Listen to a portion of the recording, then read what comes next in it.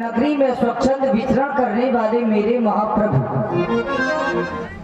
आदेश हुआ परम पूज्य श्री गुरुदेव भगवान का कि मिलकर के दोनों बंधु संध्या करें। तो बताया गया नित्यम शुद्धम निराभासम निराकार निरंजनम नित्य बोधो चिदानंदम गुरु ब्रह्मामि नमः। जब गुरु को ब्रह्मा की उपाधि भी दी गई है तो ऐसे गुरु के चरणों की वंदना क्यों ना करें। और बताया गया ये समय बार बार हमारे हाथों पे नहीं आता, ये समय हमारे समीप से चला गया। तो बताया गया सो परित्र दुख का वही सिर धुन धुन पछताए काले कर्मई ईश्वर मिथ्या दोष लगाए।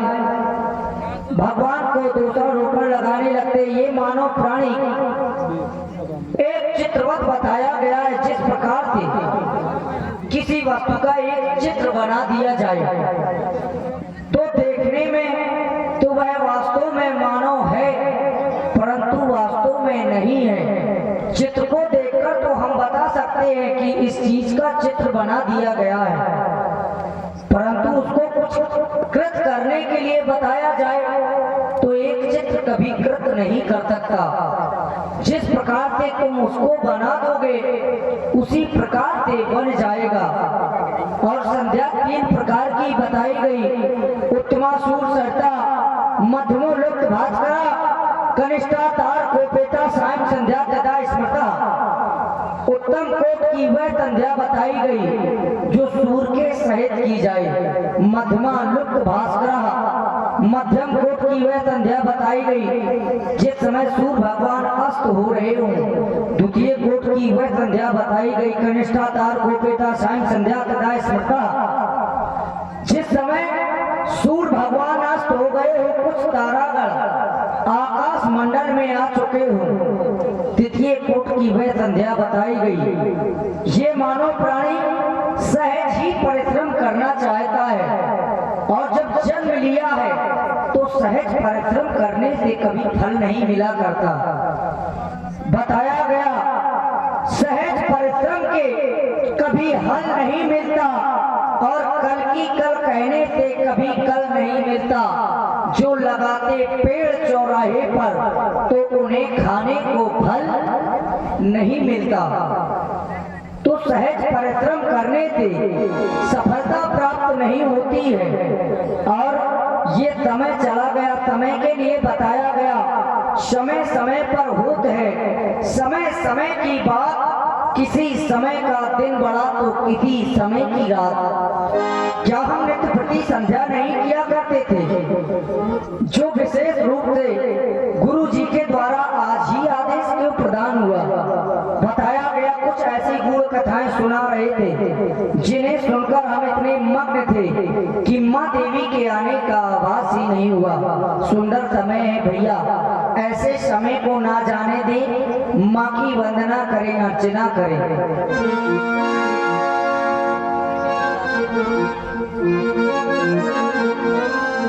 सुंदर समय है, ऐसे समय को ना जाने दे। हे आराध्य संध्या की पावन वेला में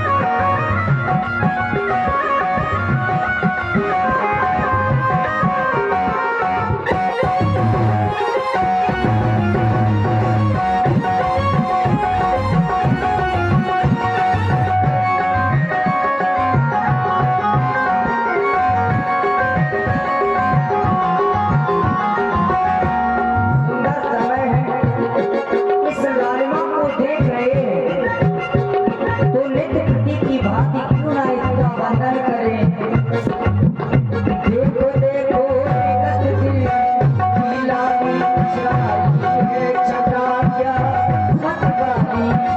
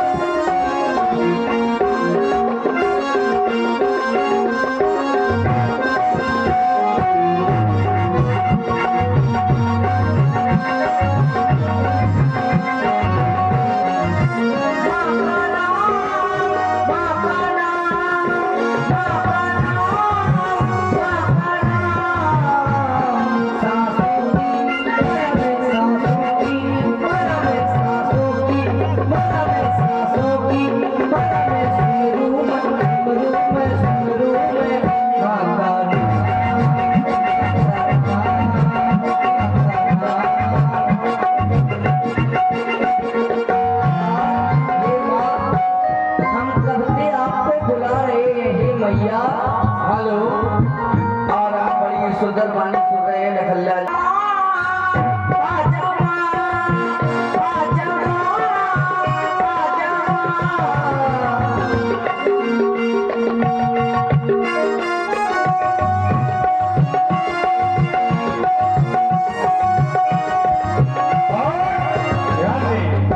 ये फिर वही जाने पहचाने और 50 रुपया प्रदान कर कहीं वंदना करते करते कितना हो जाए हे भैया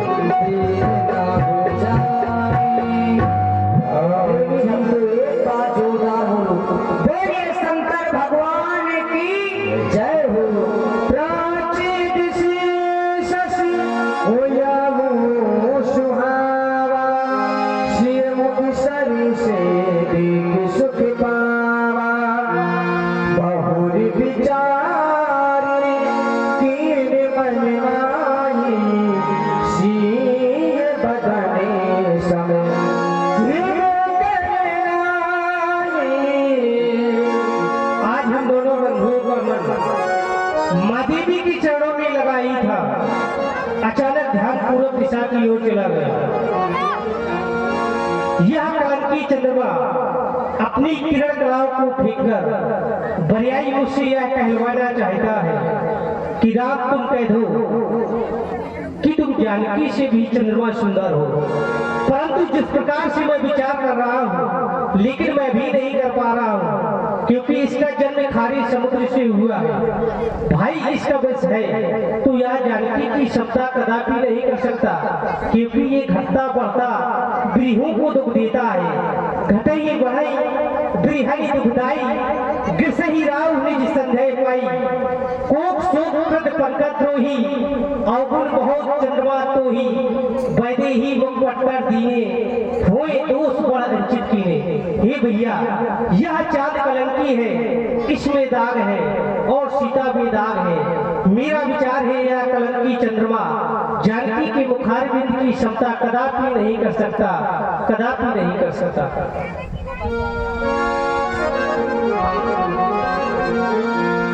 मुनि